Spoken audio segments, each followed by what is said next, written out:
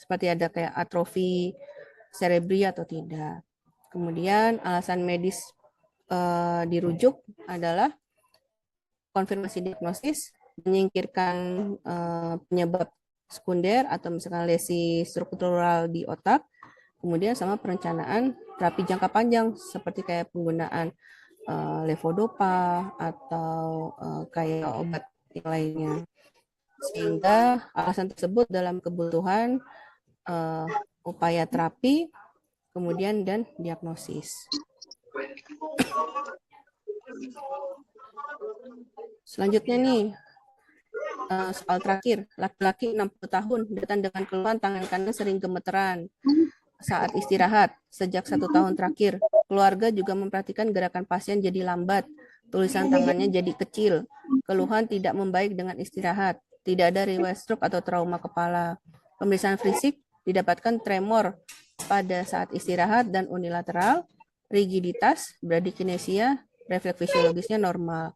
Sehingga dugaan diagnosis yang paling tepat adalah pertama neuropati perifer, enggak ya. Kemudian stroke lakuner, ini juga onsetnya karena sudah 1 tahun.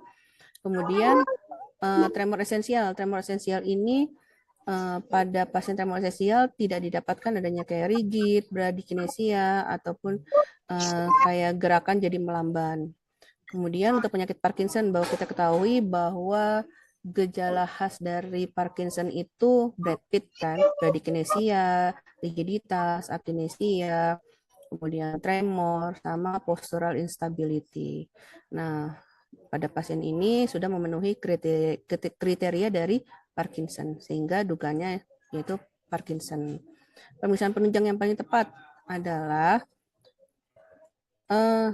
MRI, gitu. Karena untuk pertama untuk lihat menyingkirkan adanya lesi struktural atau enggak, kemudian kita melihat adanya adakah lesi di bagian otak yang memang berhubungan dengan gerak ataupun koordinasi gerak. Sehingga alasan medis pasien dirujuk adalah penentuan terapi dopaminergic, kemudian evaluasi diferensial diagnosis, dan penegakan diagnosis klinis. Artinya semua benar, dan alasan tersebut termasuk dalam kebutuhan terapi, tindakan medis, dan upaya diagnosis. Oh, ini ternyata masih ada lagi, bukan terakhir ya.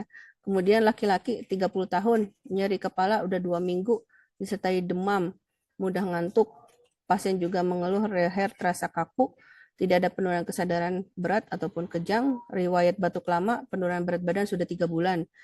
PF-nya kaku kuduk positif, GCS 15, tidak ada defisit neurologi vokal. Dugaan diagnosis pada pasien ini adalah di sini pasien didapatkan kaku kuduk positif GCS 15. Artinya kita bisa menyingkirkan ensefalitis dan migrain. Tinggal meningitis bakterial sama TB. Di sini ada riwayat batuk lama, penurunan berat badan sudah 3 bulan. Ini gejala klinis khas untuk TB, sehingga pasien ini dugaannya adalah meningitis TB. Penunjang yang paling tepat direncanakan adalah fungsi lumbal. Karena dalam fungsi lumbal kita bisa melihat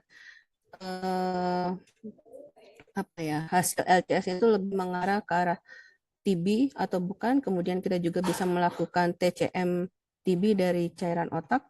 Kemudian kita juga bisa kultur dari cairan otaknya dan ditemukan kuman TB.